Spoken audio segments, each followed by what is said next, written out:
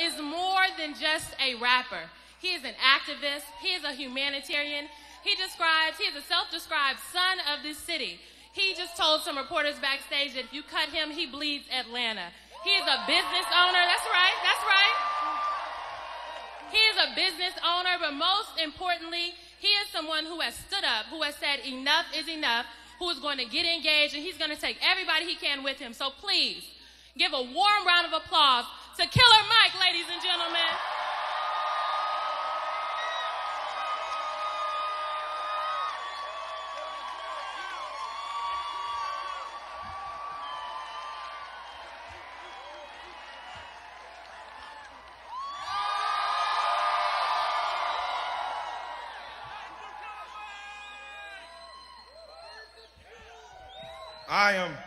I am honored to be here. Oh, I am truly, truly honored to be here. I am from Atlanta, Georgia, and I say that proudly. I repeat, I am from Atlanta, Georgia, and I say that proudly. If you're from Atlanta, Georgia, you may be familiar with a young man who grew up not far from here. His name was Martin King. Now I know this is the part where usually it's a black minister in front of you, and usually you get all warm and cozy inside, and usually you hear about I have a dream and us holding hands and going for ice cream. That's not why I'm here today. I'm not here to talk about benevolent politicians that are going to come and save the day for you. I'm not here to talk about a dream that we think is unattainable, so we settle for less. I'm not here to talk about a utopian society where everyone is forgiven and no one has to pay for past debts. What I'm talking about today is the Martin King post the Washington March. Martin King present the war on poverty. Martin King against the war machine that uses your sons and your nephews to go to other lands and murder. I'm talking about a revolutionary. I have no time in my short 40 years on this earth to relive the Reagan years. I have no time. I have no desire to see us elect our own Margaret Thatcher. I am here as a proponent for a political revolution that says health care is a right of every citizen.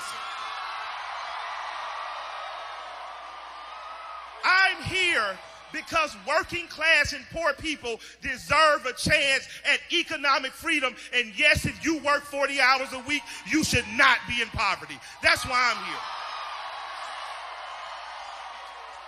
I didn't come here to lollygag because I rap. This could be y'all last time seeing me because I got tours to go on, I got jets to fly on, and I ain't lying on. But while I'm here, I have to tell you that in my heart of hearts, I truly believe that Senator Bernie Sanders is the right man to lead this country.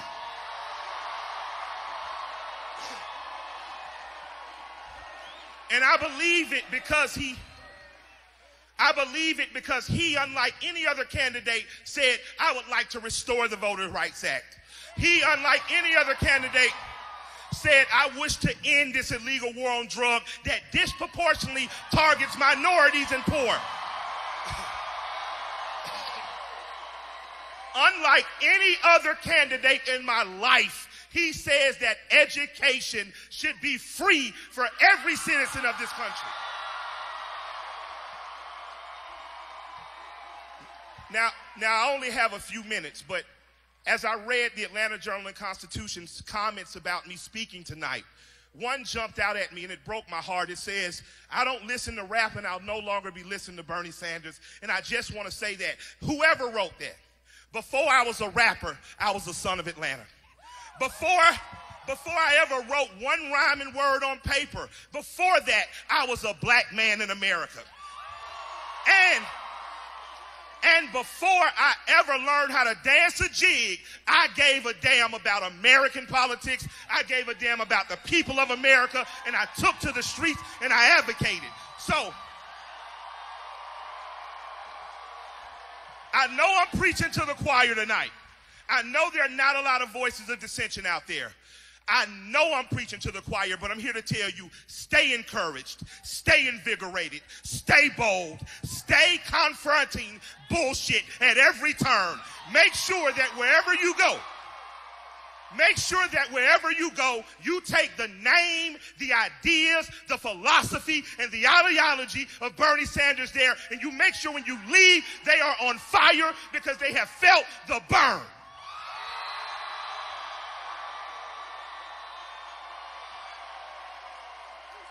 I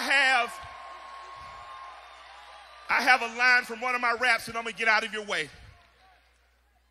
I have said in many a rap, I don't trust the church or the government, a Democrat, Republican, a pope or a bishop or those other men. But after spending 5 hours tonight, after spending 5 hours with someone who has spent the last 50 years radically fighting for your rights and mine, I can tell you that I am very proud tonight to announce the next president of the United States, Senator Bernie Sanders. Everyone give him a round of applause.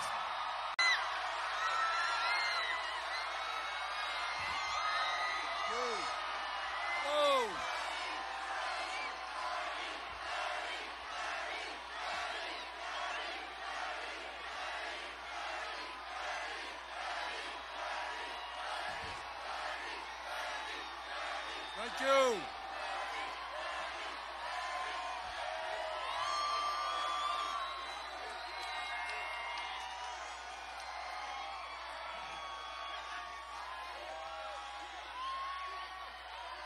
Thank you, Atlanta.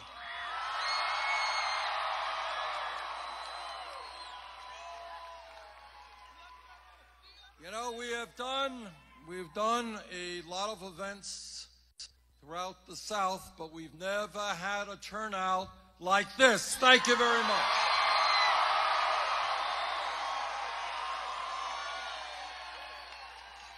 And let me thank Killer Mike. That was quite an introduction.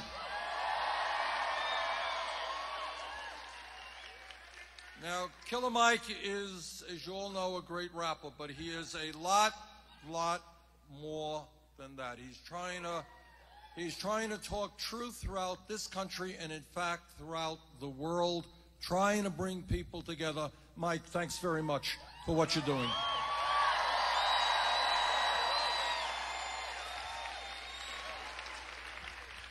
This afternoon, here in Atlanta, I was able to visit the very beautiful Martin Luther King Jr. Center for Nonviolent Social Change. And I had the opportunity to meet with Dr. King's daughter, Dr. Bernice King. And to me, that was a very moving visit because Dr. King is one of my heroes and clearly one of the great leaders in the modern history of the United States of America.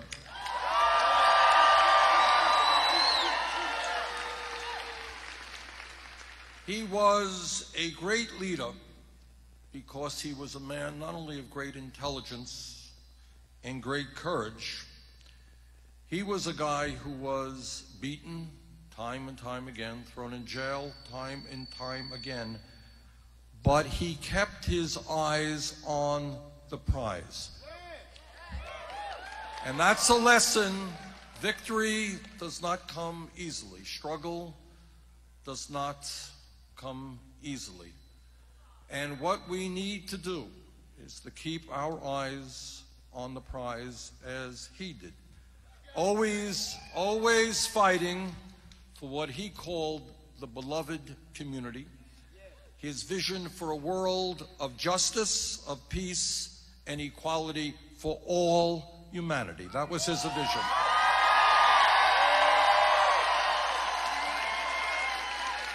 And Dr.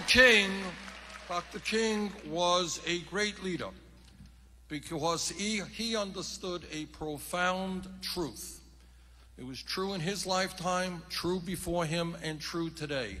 That real change always takes place from the bottom on up, never from the top down.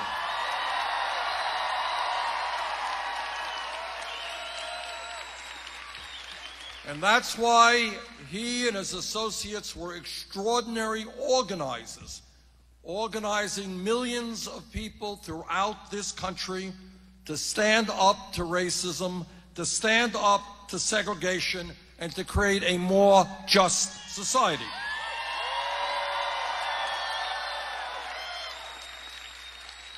And he was a great leader because he believed in democracy and he believed in the importance of people being involved in the political process. And he spent an enormous amount of time and energy to tenaciously fight for the Voting Rights Act so that people in this country, all people, had the right to vote regardless of the color of their skin.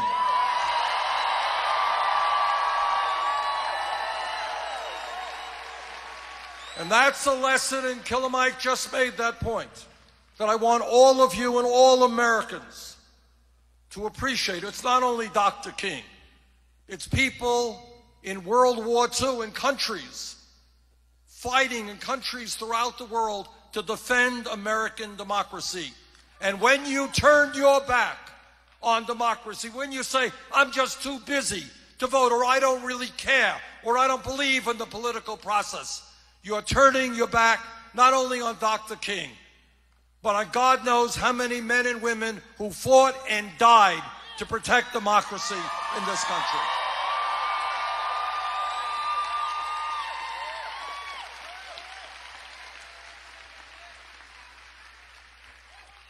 And Dr. King was a great leader because he continued to grow and expand his vision.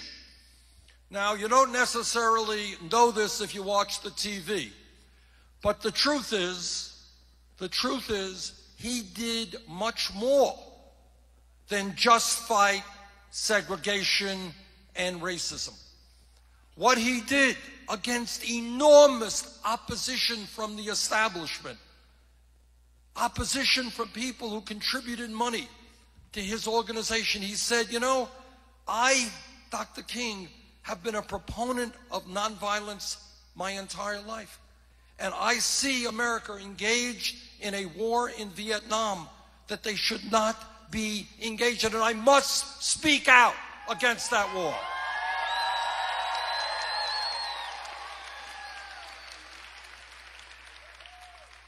He didn't have to do that, but he did. Furthermore, he was a great leader because he understood that justice in America was even more than civil rights. It was economic rights as well.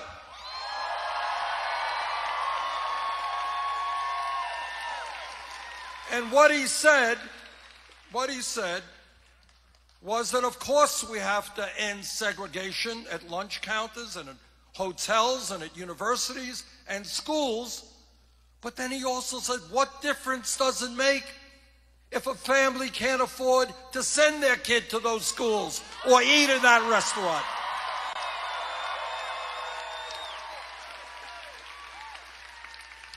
And I hope all of you will remember where he was and what he was doing when he was assassinated in 1968. He was standing shoulder to shoulder with sanitation workers in Memphis, Tennessee, union workers who were being exploited, workers who were earning wages much too low, workers who were having work conditions absolutely horrendous. And he said, I will stand with you.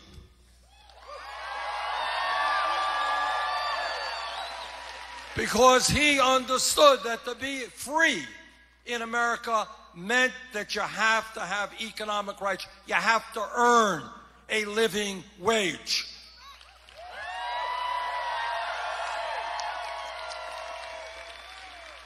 And I hope you'll all remember that in the last months of his life, he was prepared to take on the entire establishment and take a hard look at the national priorities of America. And he was organizing, not a lot of people know this or remember this, but he was organizing what he called a Poor People's March. It was a march of African Americans, of whites, of Latinos, of Native Americans, and it was the coming together of all exploited people to demand that the United States government started passing policies which represented all of the people, not just the people on top.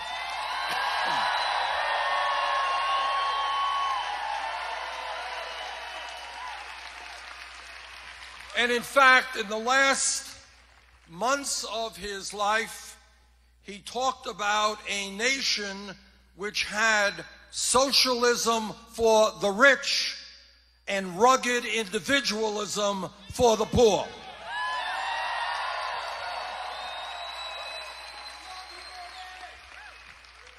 Atlanta is the city in which Martin Luther King Jr.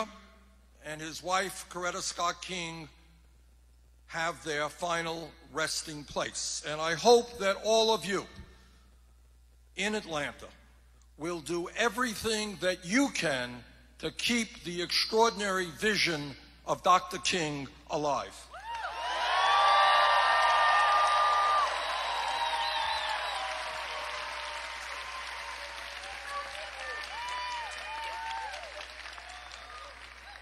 And what I want to do, and what we've been doing throughout this campaign, and the reason why I think our campaign has had as much success as it has had, is that we are simply treating the American people with intelligence.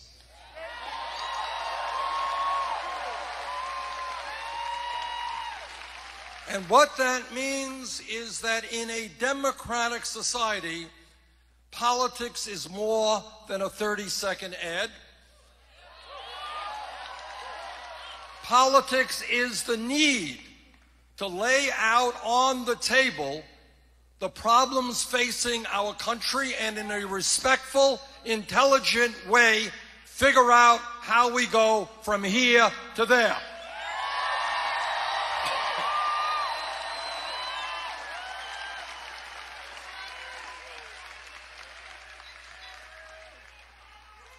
And politics is also an understanding, as Dr. King understood, that nothing real changes, that we don't make the change that we have to unless millions of people get involved in the political process, what I call a political revolution.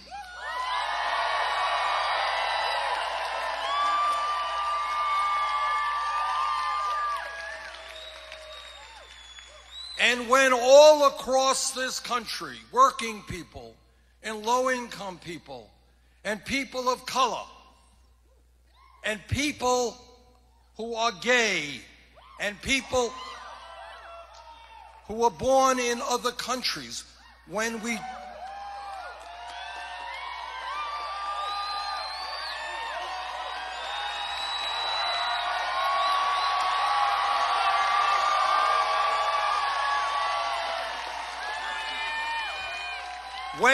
understand that we're not going to allow them to divide us up, we're not going to allow them to scapegoat one group or another.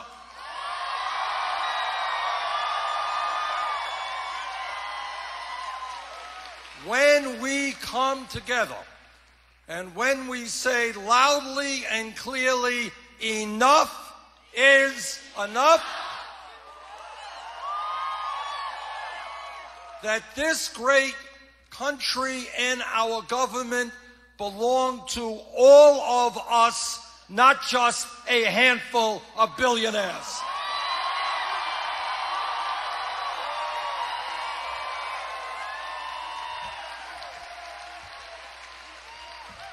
And that is what this campaign is about. It's a coming together. It's a telling people who have given up on the political process, you better come back in.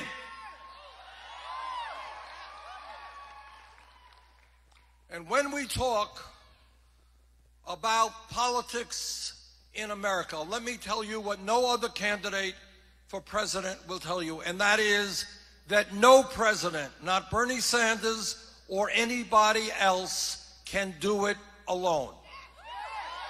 And what that means, and you're not going to hear this from anybody else, what that means is that the powers that be, corporate America, Wall Street, the huge campaign contributors, the corporate media,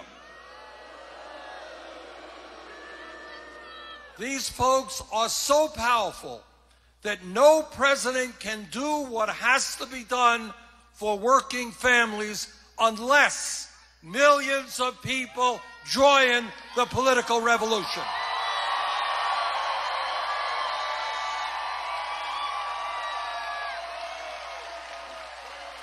Now, it is true that the people on top have unbelievable sums of money. That's true, and they have incredible power. But there is one thing that we have that they don't have, and that is we have the people.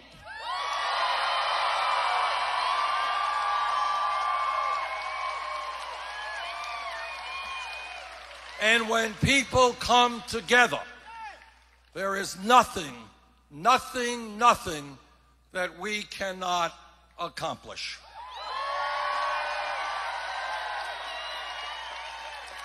Now, today, you may not appreciate this, but today in America, we live in the wealthiest country in the history of the world.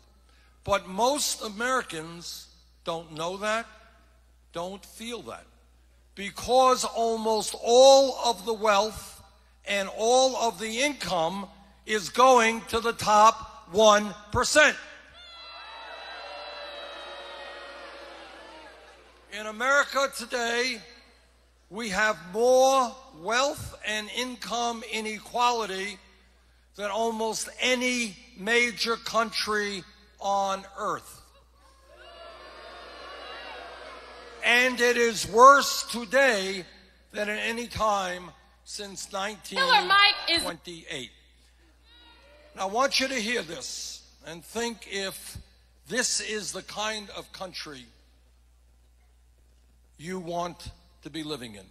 In America today, listen to this, the top 1/10 of 1% owns almost as much wealth as the bottom 90%. In America today, one family, the Walton family of Walmart, owns more wealth than the bottom 40% of the American people.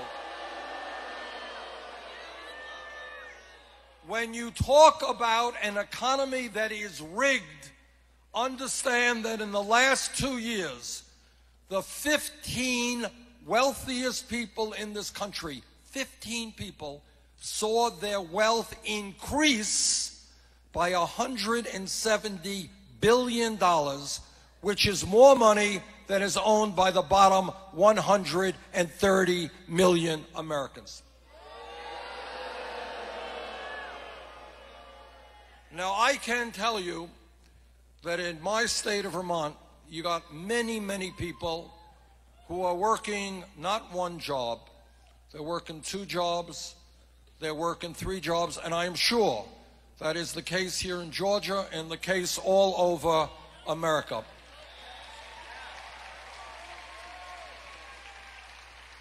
In fact, turns out that while the Japanese are very, very hard workers, we in the United States work longer hours than the Japanese and longer hours than any other people in the industrialized world.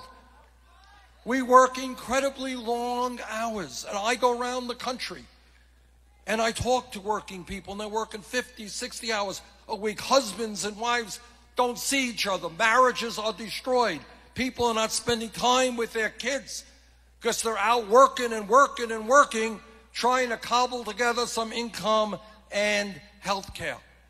And yet, despite the fact that we work so hard, it turns out that 58% of all new income generated in America today goes to the top 1%. Brothers and sisters, our job is to create an economy that works for all of us and not just a handful of billionaires.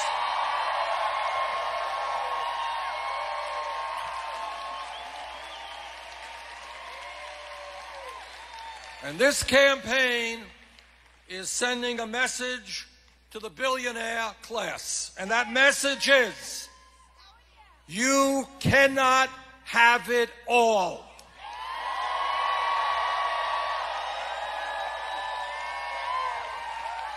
You are not going to get huge tax breaks when children in Georgia and Vermont go hungry. Ain't gonna happen.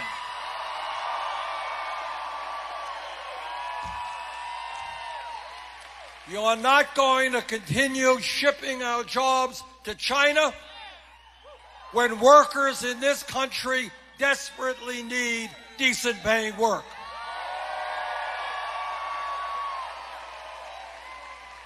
You are not going to cut the wages and the benefits and the pensions of workers and then give the CEOs of large corporations outrageous compensation packages.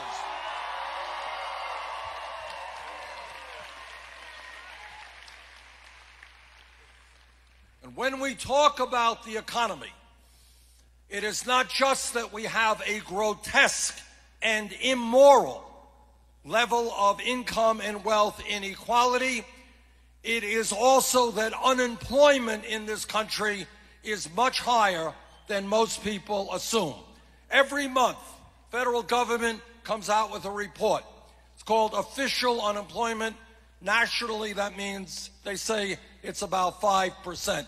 But what that report does not include are people who have given up looking for work and people who are working part-time when they want to work full-time.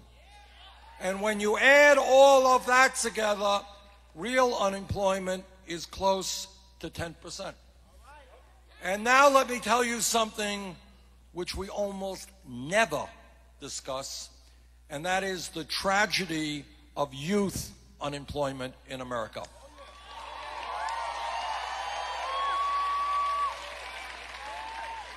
Now, a couple of months ago, I asked some economists in Washington to do a study for me, and I said, please tell me what the rate of real unemployment is for kids 17 to 20 who are high school graduates, not dropouts, high school graduates. And this is what they reported. For white kids, the number is 33%. For Hispanic kids, 36%. For African American kids, 51%. Now, I want you to think for a moment what that means and what the implications of that. All right, we have to take a break. I'm sorry.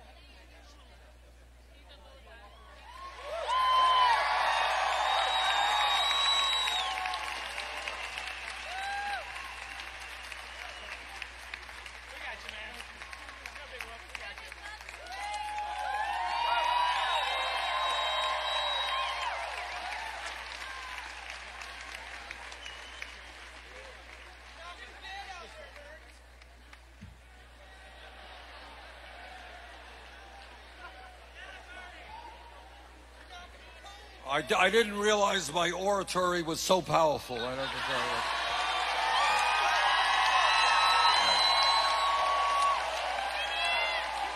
But the gentleman, as you know, just walked off the stage, and I think he's feeling better. All right. The point that I was in the midst of making is that when you have youth unemployment, that is so high, when you have young people who want to get out and start earning some money and becoming independent and standing up on their own 2 feet, and they look out in the community and they can't find any jobs. There is no income. Under those circumstances, bad things happen. And if anyone here thinks there is not a direct correlation between outrageously high youth unemployment in America and the fact that we have more people in jail than any other country on earth, you would be mistaken.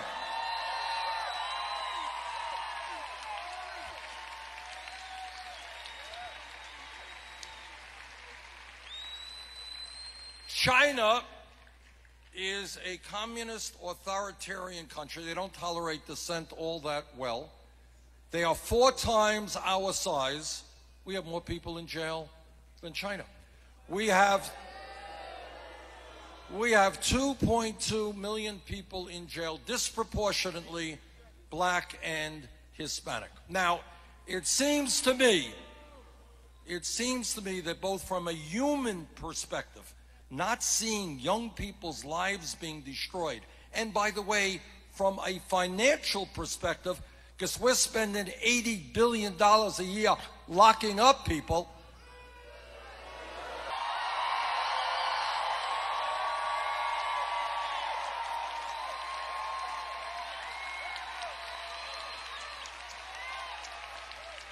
Education and jobs rather than jails and incarceration.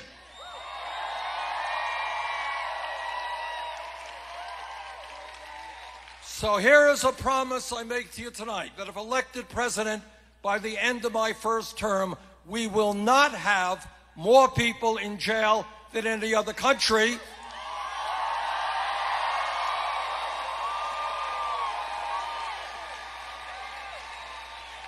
We will reform a broken criminal justice system.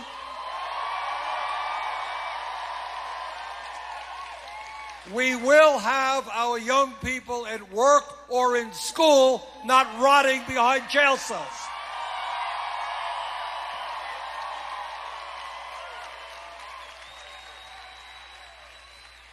And when we talk about the economy, it's not only income and wealth inequality, it's not only high unemployment. It is also the fact that wages in America are just too damn low.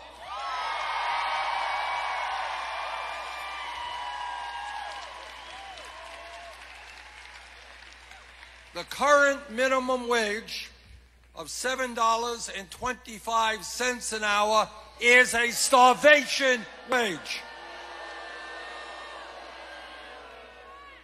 We have got to raise the minimum wage to a living wage, $15 an hour over the next few years.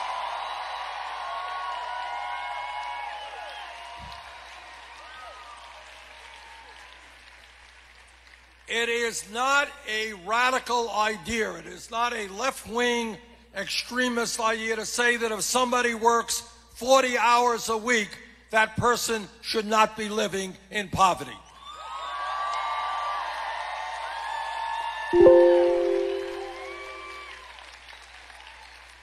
And I hope that every man in this room tonight will stand with the women and fight for pay equity for women working.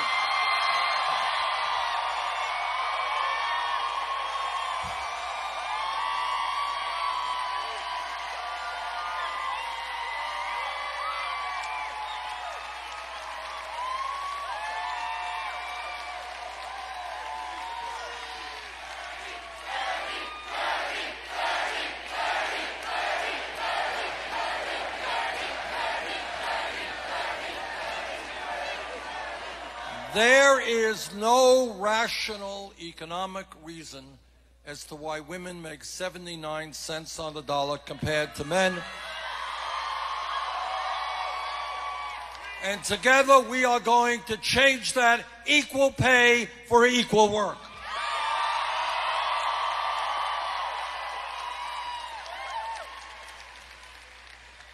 And when we raise the minimum wage to a living wage, and when we have pay equity for women workers, you're going to see millions of single moms all over this country finally being able to raise their children with the security and dignity they're entitled to.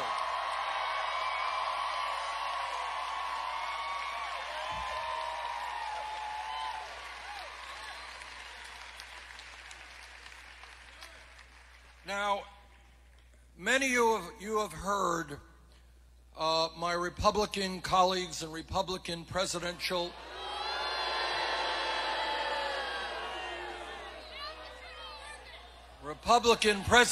candidates talk about family values.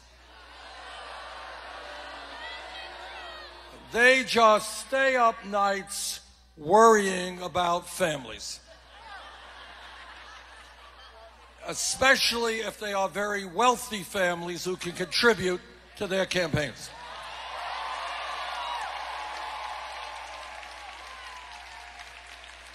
But all of you know what Republicans are talking about when they talk about family values, and what they are saying is that no woman in this country should have the right to control her own body. I disagree.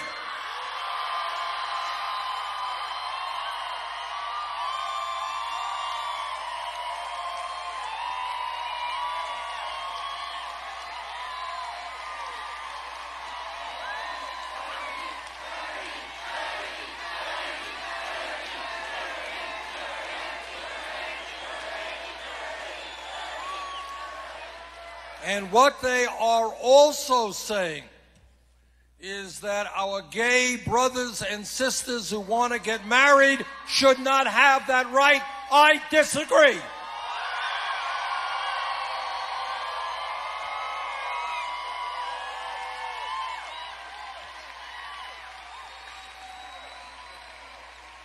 Now, I am a very lucky guy. I have 4 great kids, 7 beautiful grandchildren, and my wife Jane and I have been married for 27 years. And Jane and I believe very strongly in family values, but they are very different values than Republicans believe in.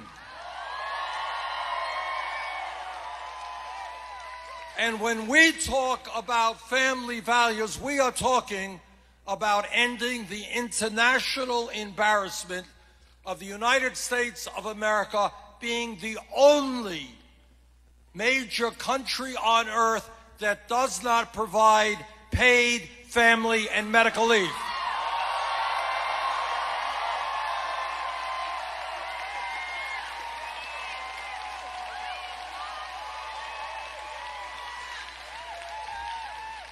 Now today, in Georgia, here in Atlanta, and Burlington, Vermont, women are giving birth to babies. And for those of you who are parents, you know what an extraordinary day that is. And it's a pretty big day for the baby as well. But here is the real story, and I want you to think about this for a second. If a mom and a dad come from a family that has sufficient income, mom and dad can stay home and get to love their baby, get to know their baby, get to bond with their baby in the way that families should be able to do. But today in America, if that mother is a working class woman or a low-income woman, she will be forced to be separated from her newborn baby after 1 week or 2 weeks because she doesn't have the income to stay home. And that is why together we are going to pass legislation that calls for 12 weeks of paid family and medical leave.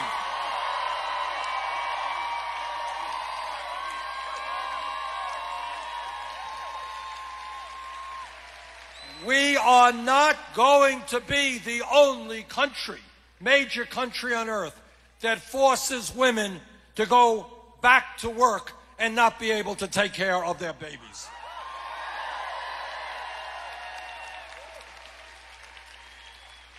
And when we talk about the economy, it is important to talk about the need for us to create millions of decent paying jobs to put our people back to work. Killer Mike is...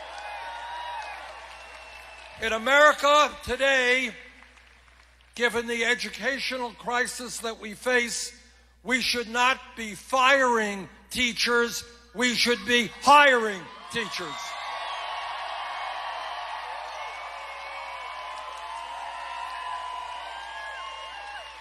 In America today, given the fact that we have a dysfunctional child care and pre-K system, where child care and pre-K are unaffordable for millions of families, we should be hiring people, paying them well to take care of our little ones.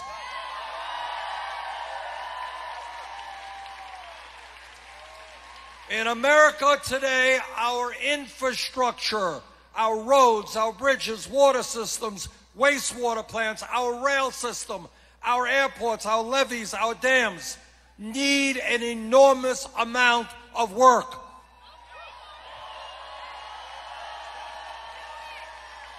Putting $1 trillion into rebuilding our crumbling infrastructure will create up to 13 million decent paying jobs, and that's what we should be doing.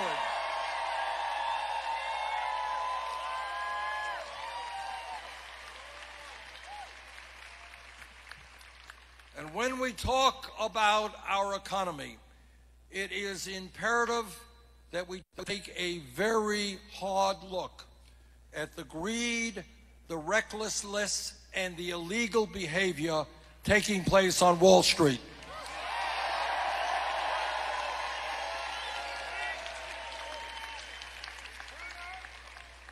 All of you are aware that as a result of recklessness and illegal... Mr. Trump, yesterday I interviewed Ame Horowitz, and he actually got on one of those rafts from Turkey, went to Greece, and then traveled to Germany, interviewed people at the camps where the Syrian refugees are being held. And in spite of what the president says, he says 80% of them are men between the ages of 18 and 50. The president keeps talking about orphans as he insists that we've got to take in these Syrian refugees. Is he being honest with the American people?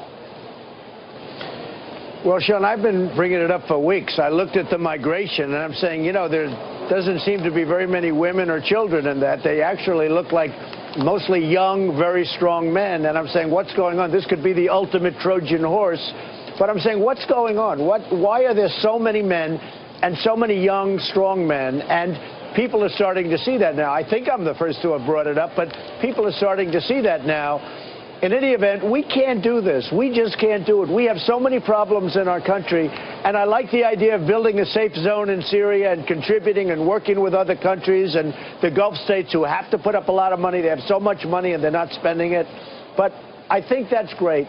But you know what, from a humanitarian standpoint, but we can't take these people. We don't know who they are. They're totally undocumented. Nobody knows where they came from. They don't have any paperwork at all. And we just can't be doing it. You know, so what you're saying, you're willing to offer humanitarian assistance. You're willing to create a safe zone with a coalition. You're willing to provide food and water and medical supplies and cots and blankets and what the people need. Our intelligence officials are warning it's almost impossible to ascertain whether or not ISIS will infiltrate the refugee population like they did in France. James Clapper, the head of intelligence, our FBI director, our assistant FBI director, the House chairman of the Homeland Security Committee are all saying that we can't possibly know if they'll infiltrate. So must you not conclude that the president is willing to gamble with the lives of Americans? Look, we have a president, frankly, that doesn't know what he's doing. He doesn't have a clue. I've been watching law enforcement officials, many of them, saying there's no way we can tell. There's absolutely no method. There's nothing we can do to really tell and to really be sure. And it only takes one or two people. You see the destruction that they can cause and the problems. And then they say, well, we're taking some youth. Well, the two Boston bombers, you know, they came in, who did such a horrible thing with the Boston Marathon. They came in, one was a very young guy and the other was a young guy, but they were very young people when they came in, and they became radicalized and horrible, and you saw what happened there. So it doesn't matter to me. We cannot do this. We should help them in terms of their land. We should help them build a safe zone. We should do whatever we can, get everybody involved, build a big, beautiful safe zone, and then hopefully someday people can go back to, you know, where they want to be probably, which is where they grew up when this whole mess ends.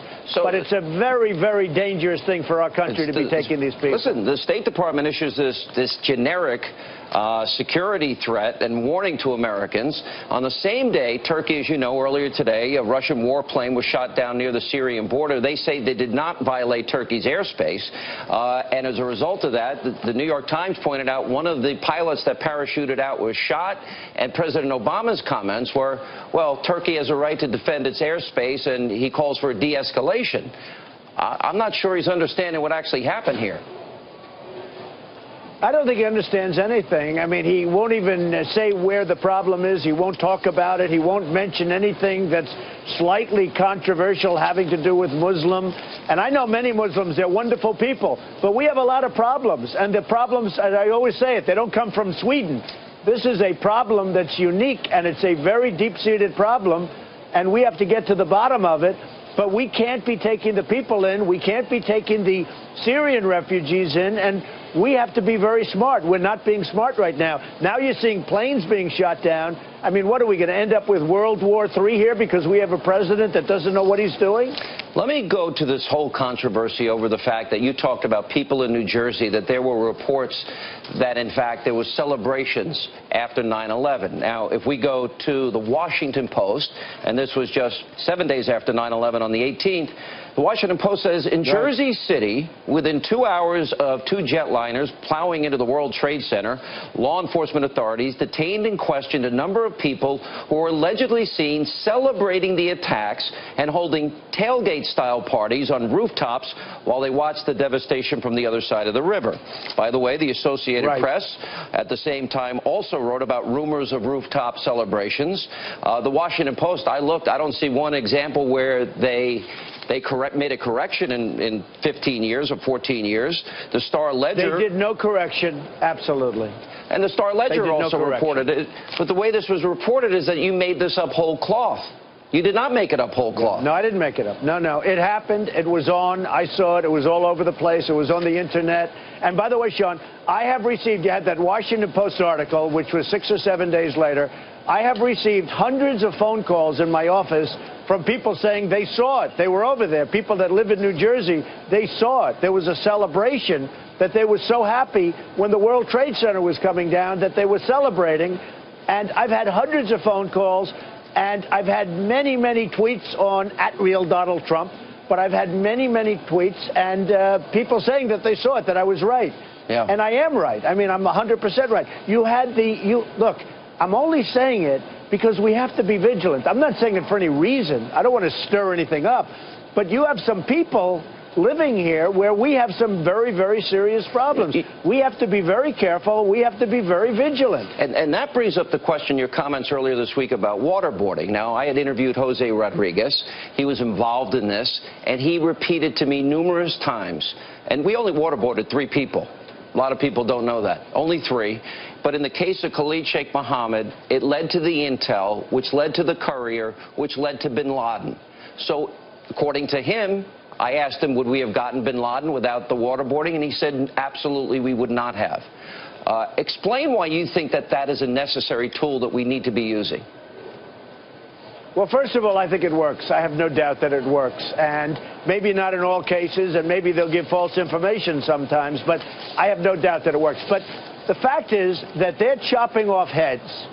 They're drowning people in cages. They're keeping the cage underwater for a half hour and then pulling it up with many people in there. They're doing acts that nobody has ever seen before or even heard of before, and we're worried about waterboarding. How stupid can we be? And it does work, the waterboarding. We lost 3,000 people. Also, we lost 3,000 people because of radical Islamists. Let me play for you Congressman Keith Ellison. I think he's the first Muslim American congressman, and if I remember correctly, he took the oath on the Quran. And he made a comment that your rhetoric could cause assaults and murders. And I want to give you a chance to respond to him directly. Listen to what he said. All right. He's whipping up hatred to scapegoat a minority religious group, which has some very dangerous historic precedents, as you might agree. I mean, it's the kind of behavior that it's classic demagoguery.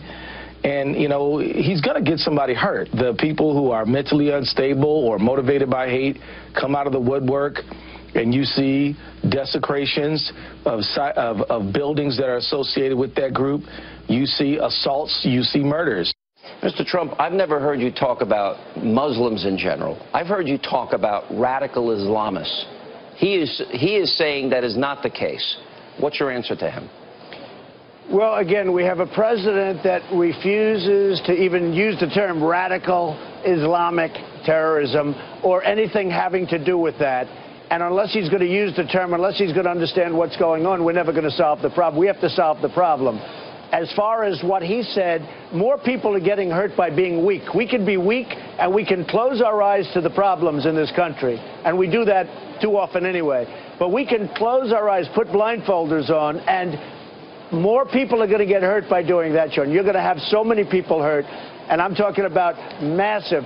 We cannot continue to be a weak country that's poorly led and just wants to be politically correct about everything. You have to say what it is. You have to use the terms and the terminology.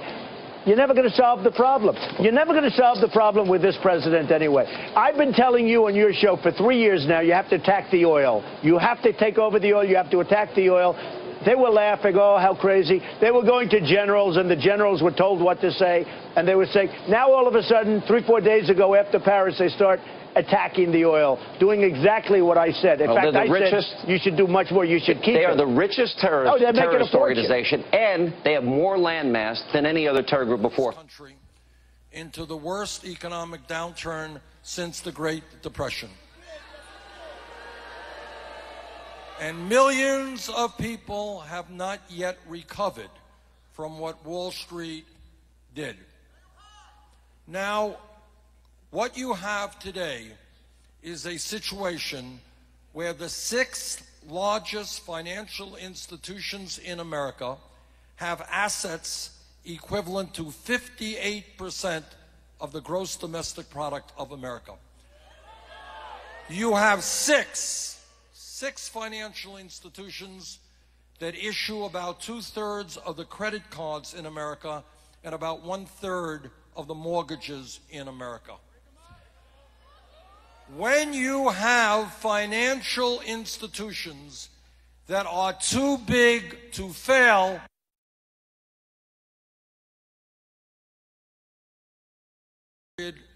Wall Street spent $5 billion in lobbying and campaign contributions in order to get deregulated.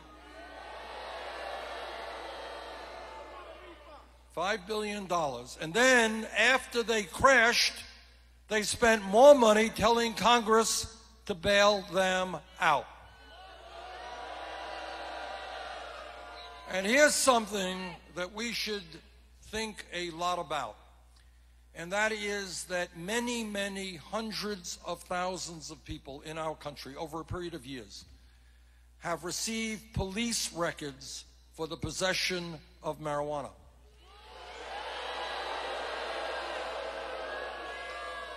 But not one CEO on Wall Street whose illegal actions crashed the economy has a police record.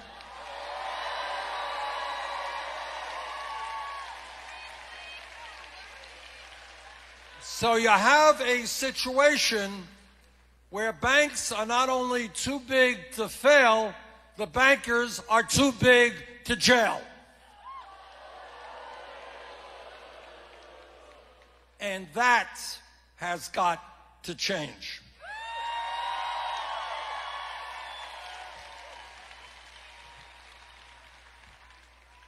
And when we talk about what's going on in our country, it is not only the fact that we have an economic system that is rigged, where people are working incredible hours, but all of the wealth, almost all of the wealth and income goes to the 1%. We got something else going on, not unrelated. And that is we have a campaign finance system which is corrupt.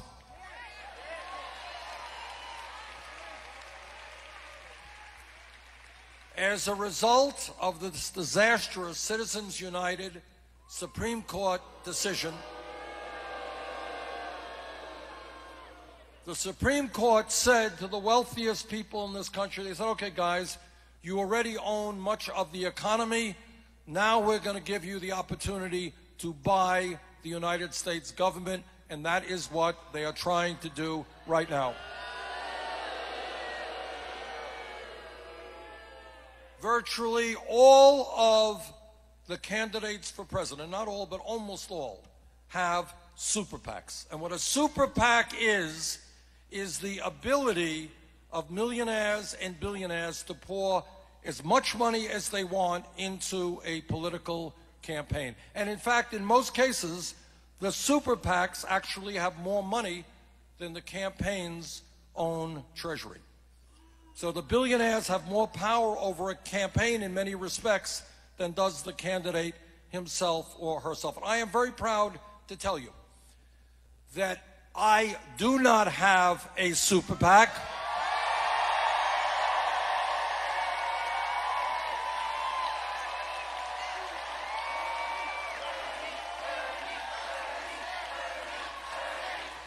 I do not want a super PAC.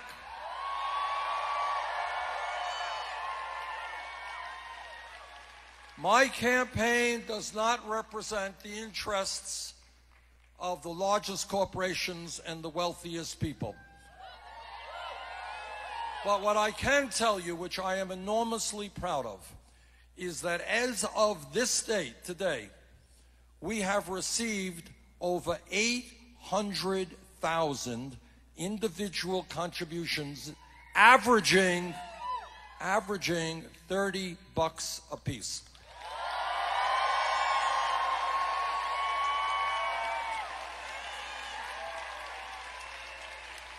This is a people's campaign.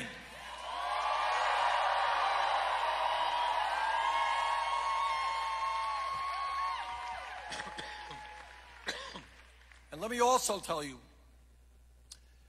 that if elected president, no nominee of mine to the United States Supreme Court will get that position unless he or she is loud and clear in saying that they will vote to overturn Citizens United.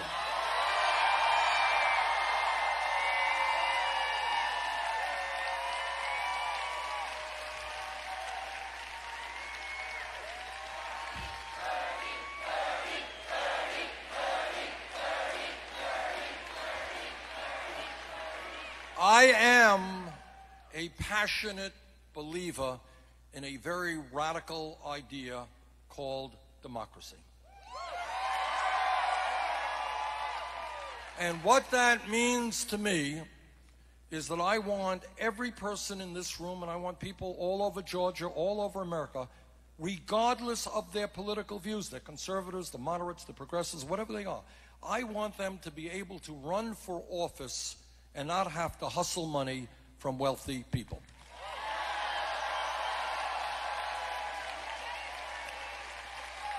And that is why I strongly believe in public funding of elections.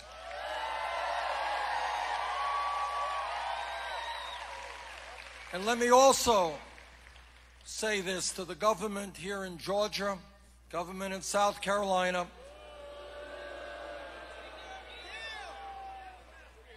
And that is what democracy is about, is to try to make sure that as many people as possible get involved in the political process.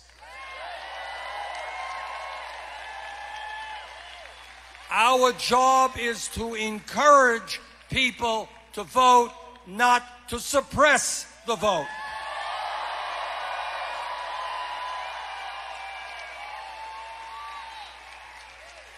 Now, I can tell you from the bottom of my heart, I have run in many campaigns in my state of Vermont. Sometimes I've lost, most times I've won, but it has never, ever occurred to me, not for 1 second, to sit around and try to figure out how I can prevent people who disagree with me from voting.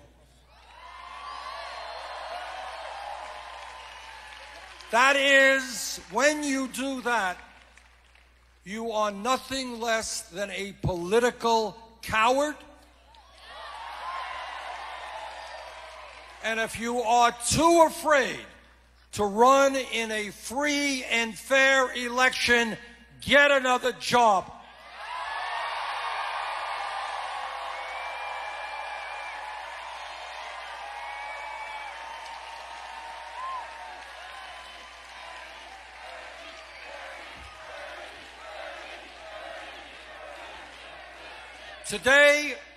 Today in our country, sadly, we have one of the lowest voter turnouts of any major country on earth. I want that changed.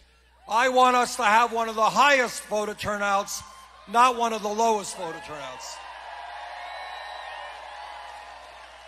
And I will fight, either through a constitutional amendment or through legislation, to make certain that everybody in America 18 years of age or older is registered to vote. End of discussion.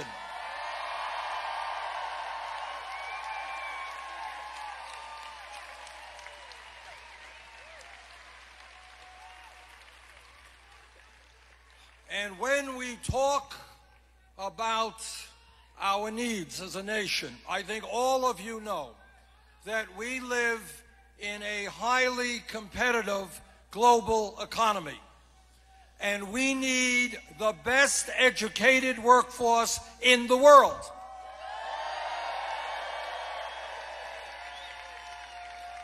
And that is why it makes no sense to me that we have today hundreds of thousands of bright and qualified young people who are unable to go to college for one reason alone, and that is their families lack the money.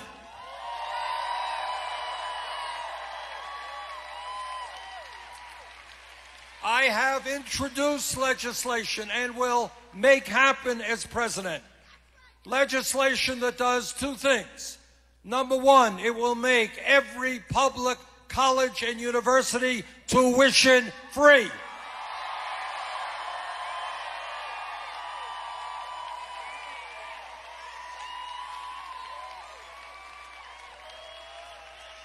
And what that means is there are kids here in Atlanta in the 4th grade, in the 6th grade. Their parents never went to college. My parents never went to college. And when you're in a family whose parents never went to college, you kind of don't associate with families who went to college. And for those kids, the dream of going to college is non-existent. It's as likely they're going to go to college as go to the moon. They don't think about it. So they don't do their schoolwork seriously. What I want to see happen is that every kid in this country who studies hard, who takes school seriously, will be able to get a college education regardless of the income.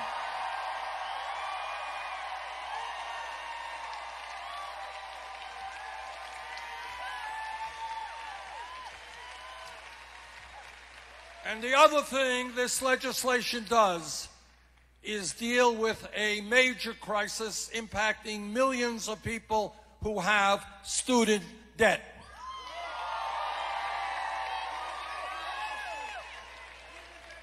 It makes no sense to me that people with student debt are paying interest rates on that debt of 6, 8, 10% when they could refinance a home for 3 or 4%. And that's what we're going to allow them to do. Now, the truth is that if we provide free tuition at public colleges and universities, and if we substantially lower student debt interest rates, that is an expensive proposition, about $70 billion a year. We are going to pay for that through a tax on Wall Street speculation.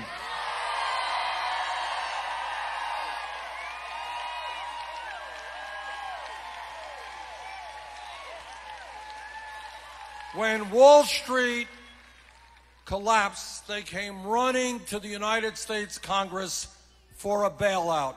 Well, now it is Wall Street's turn to bail out the middle class.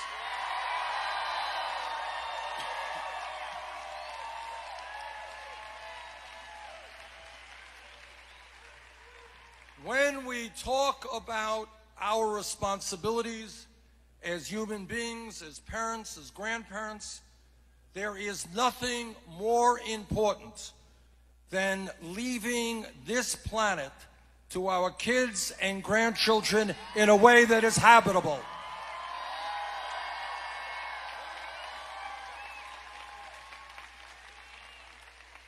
The debate is over. Climate change is real.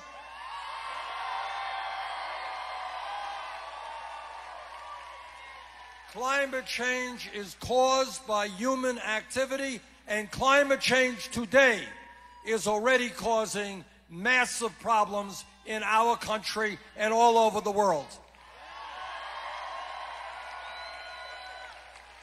And what the scientists tell us is that if we do not get our act together very shortly and transform our energy system away from fossil fuel to energy efficiency and sustainable energy, that if we don't do that, a bad situation today will become much, much worse in years to come. And what they are talking about is rising sea levels, acidification of the ocean, more drought, more floods, and more international conflict as people fight over limited natural resources. Moral responsibility to lead the world, to work with China and Russia and India in transforming this planet's energy system away from fossil fuel.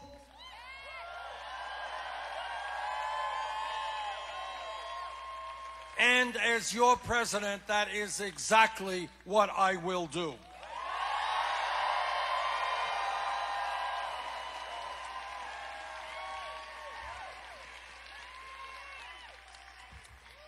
What this campaign is about is thinking big, not small. It's not accepting the worldview that many provide to us. It is asking the hard questions of why not? Why is the United States of America the wealthiest country in the history of the world? Why are we the only major country on earth that does not guarantee health care to every man, woman, and child as a right?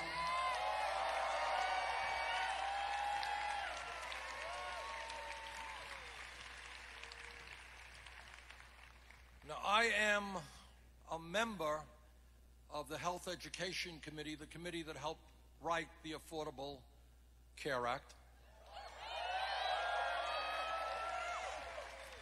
And it is obvious to anyone who is not deeply prejudiced that the Affordable Care Act has done a lot of good in this country.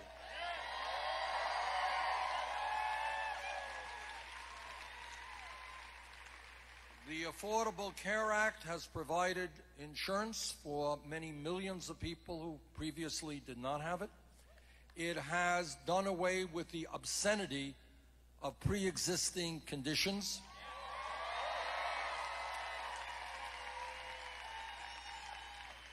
It has developed community health centers all over America. But let me say this, let me make 2 points. Number one, it is, as somebody who helped write the bill, I can tell you that none of us were of the belief that there would be governors throughout America, including Georgia, including South Carolina, who would refuse to expand Medicaid. In Georgia, as I understand it, some 600,000 people are not getting health insurance because governors and members of the legislature are more concerned with ideology than they are with the health of their people. That's wrong.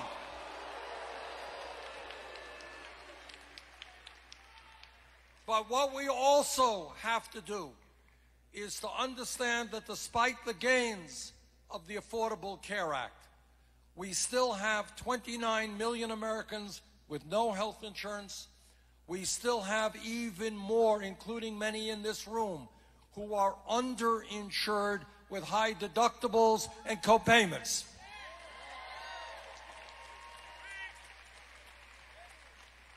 We still have a situation where our life expectancy is lower than many other countries and our health care outcomes are not as good, yet we spend by far more money per capita on health care than any other country. That is why I believe that what we must do is join the rest of the world, make sure that health care is a right, not a privilege.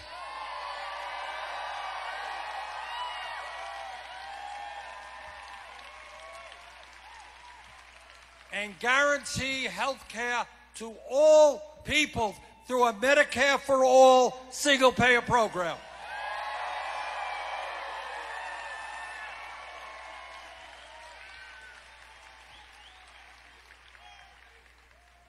And when we do that, I want you to know what it means.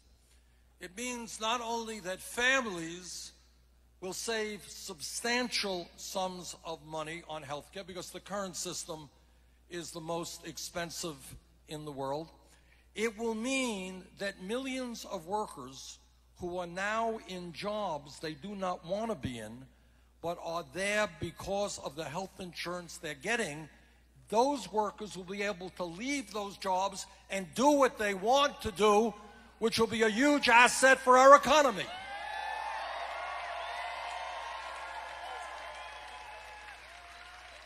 It means that small and medium-sized businesses will not have to spend half their lives worrying about health care, and they could worry about their business.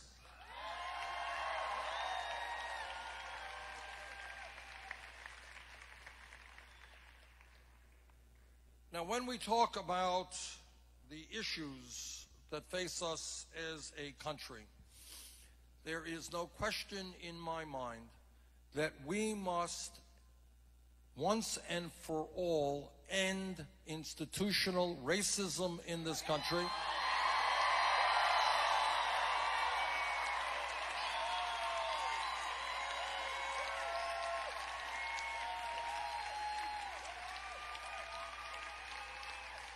And reform a very, very broken criminal justice system.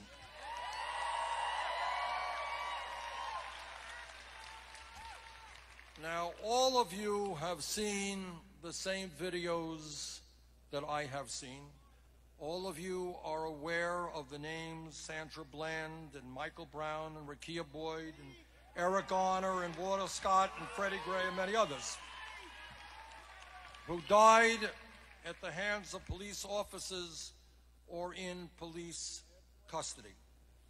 Now, let me say, I was a mayor of the city of Burlington for 8 years, and I worked very closely with the police department there. And what I will tell you, what I believe to be true, not only in Burlington, but all over this country, vast, vast majority of police officers are honest and hardworking and trying to do their best in a very difficult situation. It is not easy being a police officer today, but like any other public official, when a police officer breaks the law, that officer must be held accountable.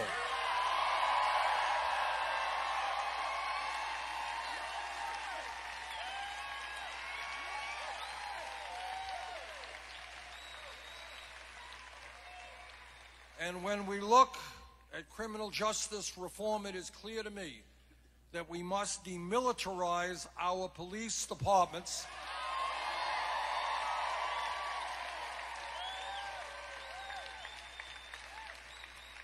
The best police departments in the country, and there are many great police departments, are part of the community, not being seen as an oppressive force.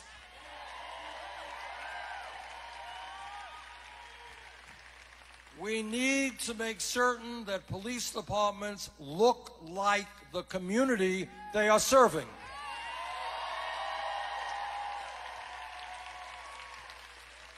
We need new rules regarding the allowable use of force.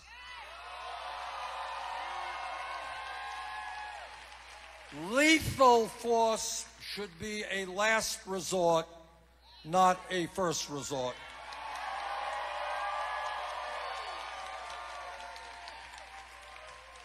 We need to end the absurdity of private corporations making profits by building and running jails.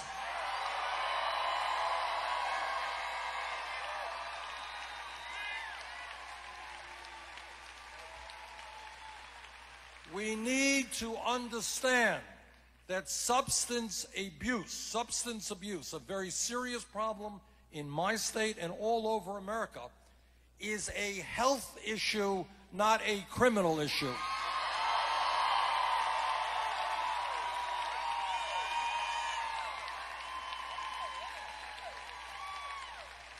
Which means we must invest in drug courts and medical and mental health intervention rather than more incarceration.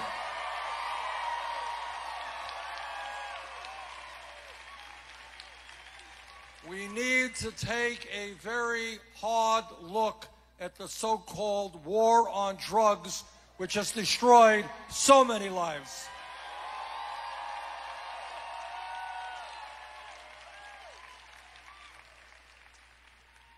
There are many, many hundreds of thousands of people, if not millions, over a long period of time, who have received police records for possessing marijuana.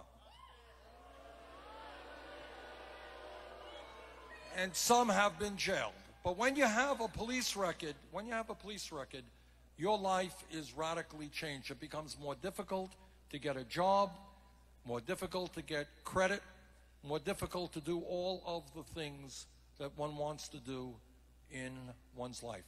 And that is why I have just introduced legislation, and will make happen as president, to take marijuana out of the Federal Controlled Substance Act.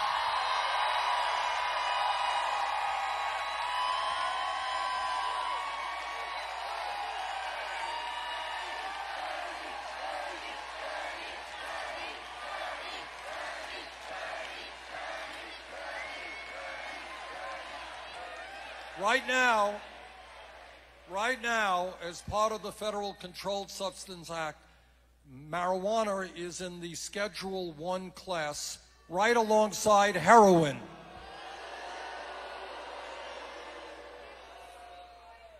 So I'm not advocating for marijuana, but what I am saying is I do not want to see more and more lives being destroyed because of possession of marijuana.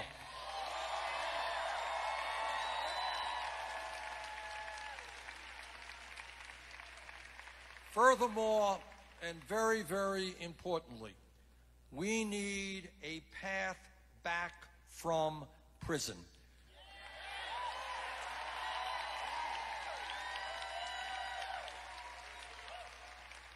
Too often people are released from prison. They don't have the education they need. They don't have the jobs they need. They don't have the money they need. They don't have the housing they need.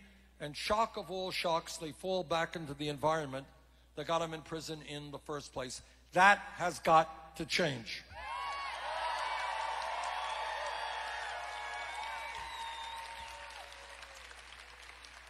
And when we talk about issues of importance to our country, I hope everybody here knows that today there are 11 million people in this country who are undocumented. And let me be very clear. I regard it as reprehensible that you got politicians who are demagoguing these folks with racist and outrageous attacks.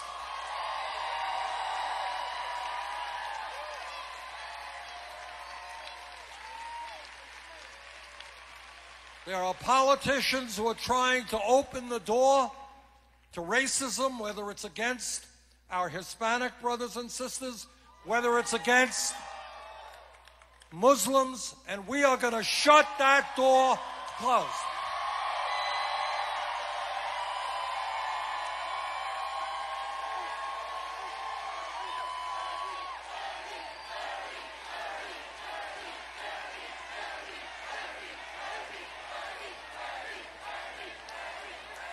This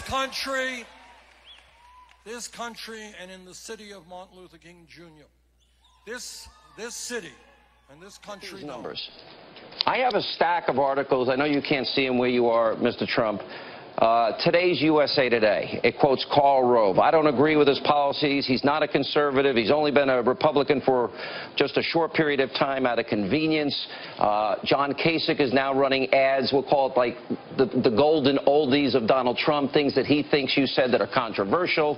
You've got a group that has declared war on you, an establishment group with Liz Mayer and Rick Wilson, and they're planning on spending tons of money. But the bottom line is clearly you have now established yourself as the guy to beat. Now they're going to be spending the money.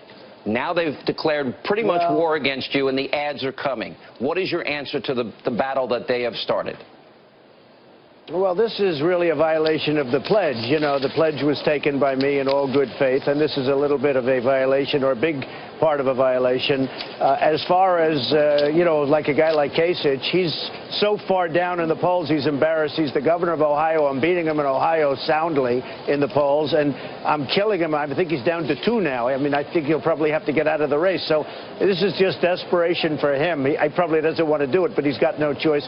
Karl Rove is a loser. I mean, Karl Rove has been hitting me for years now, and you know, he still thinks Mitt Romney won the election. This guy doesn't know what he's doing. He spent hundreds of millions of dollars on elections and didn't win one of them. And then last time, in order to get a couple of victories, he went to sure things. I think over the last year and a half, he went to sure elections because he had to get some victories under his belt with the money that he rips off from people. So Karl Rove has been a loser for a long time. The most important poll is also in the Fox poll, and you see it, that I'm beating Hillary Clinton very soundly. You're beating Hillary Clinton in a head-to-head matchup. That's right. Right. So my question to you, though, is obviously the establishment's going to spend millions and millions now. I mean, you see the articles. I assume you're reading them. And I assume that there's going to be some response from you. What is it? And are you considering going third party? I mean, because that came up yesterday. Let me put it this way. Look, you know, I love the Republican Party. Ronald Reagan was a Democrat also, and he went, you know, Republican and pretty conservative Republican. He was actually somewhat of a liberal Democrat, and he changed. And I was a Democrat at one point, and I became a Republican. I'm really following a very similar path, actually, and we have a lot of things in common, I can tell you that. But, you know, it wasn't the deal that I made. I made a deal, I made a pledge, and they're not treating me right when they do that. And all they do is, you know, they're trying to save themselves. They look very bad. They look very foolish. There are people, all the people that you mentioned look very, very foolish, and they're trying to save something out of it. But it's not a good thing. And it wasn't the deal I made. I have to be honest with you. It wasn't the deal I made with the RNC and Reince and the group. That wasn't what I did. So we'll see what happens. But right now, I'm very happy where I am. I'm leading by tremendous margins. And, you know, we just had the great Iowa poll. In New Hampshire, we're leading by tremendous. South Carolina, which you didn't mention, we're leading by a tremendous amount. And hopefully we can carry that on to the end, and I'll win the election. But, you know, I love the Republicans. I'm a conservative guy, and we'll see what happens. All right. You made the deal with Reince. Are you happy with Reince previous? Are you happy with the RNC? Karl Rove is not a part of that. These other groups, establishment groups, money groups, are not a part of that. So are you going to hold Reince and the RNC responsible and threaten to go third party, even though he's not involved? Well, I'm just going to look at it. He's a nice person. He's a nice man. We get along great. But, you know, I mean, there should be some semblance of order within the party. They've lost so many elections. Romney should have won the last election. Some bad things happened there, okay? Some really bad things. And he obviously didn't finish very well in the last month. I don't know what happened to him, but he certainly didn't finish very strong. That wouldn't happen with me. Believe me, we will win. That's why I'm doing it. I backed John McCain. And because of Karl Rove and what happened in that last, you know, few months with Bush, I mean, in all fairness, I don't blame McCain. He couldn't have won that election. What happened at the last few months of the Bush term, I mean, it was a disaster. Now, Romney should have won. That should have been won. Right, and I think Karl Rove still thinks that Romney won. You know, Karl Rove is going around saying, I think Romney won. I think Romney won. It took him like 3 days to realize that Romney didn't win. That should have been an election that was won, and it wasn't. I don't want to have that happen again. We have great potential in our country. Our country has tremendous potential. I always say the American dream is dead, but I'm going to make it bigger and better and stronger than ever before. I'm not going to rely on anybody anymore. I mean, I backed both of them. And again, I don't blame McCain. That was an election that really would have been very hard to win because of what happened in the final months of the Bush administration. But I do blame Romney. He should have won that election. Something happened. He went away. He wasn't doing what he should have been doing. While Obama, say what you want, he was going on talk shows. He was on Jay Leno and Letterman. He was all over the place. Romney was like lost. And I don't want to have that happen again. Well, I don't think the country can afford to lose again. I'm going to play you two ads. They cannot afford it. I agree. We can't afford it with foreign policy, and the economy's in shambles. Last question. I'm going to play you two ads. The DNC attacking Republicans. They say you're grouping all Muslims together, but they even quote you in the ad as saying, we have a problem with radical Muslims. They tend to bypass that, and I want to play your ad against Hillary laughing about Benghazi. Let's play them both.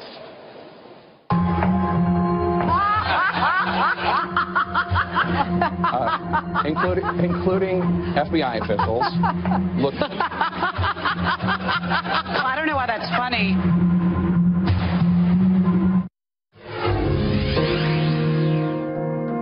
We are at war with radical Islam. Radical Islamic terrorism. You do have a problem with radical Muslims. Radical Islamic jihadists. Radical Islamic terrorism.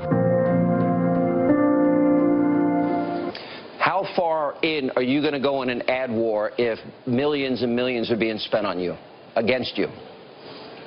Well, look, I built a great company. The company is amazing. It's, you know, it's peanuts we're talking about. I'm going to spend whatever I have to spend. I'm going to spend what I need to spend. And, you know, part of the reason that I'm doing so well is I have some of the great assets of the world. I have tremendous cash flows. You know, when I filed my statements, everybody was amazed at the size of what I've been able to build. And that, frankly, is the reason I tell you that is that's the kind of thinking that our country needs, Sean. We need that kind of thinking. We owe now, I mean, if you look, $19 trillion. And we have nothing but problems. Obamacare is a disaster. It's got to be repealed and replaced. Our vets aren't taken care of. Our military isn't taken care of. We're falling way behind. We're the most unprepared now in the military than we've ever been in the history of our nation. Think of that. Said by General Orellana. I mean, that was by him. That wasn't by me. I watched him on one of the shows. I think it was on Fox, actually, believe it or not. And, I mean, we are in bad shape. And we can take this next election, but we have to be smart, and we do have to be unified. You know, I'm a unifier, believe it or not. A lot of people would say I'm not. I'm a great unifier. I get along with people. And you watch what happens. We'll unify. But we have to unify as a party, because if we don't, I will tell you, we're going to have another loss. And you don't want to lose. You can't have another 4 years of a Hillary Clinton. That would be catastrophic. I will say this. If I get the nomination, I will beat Hillary Clinton. All right, Mr. Trump, always a pleasure. Thanks for being with us.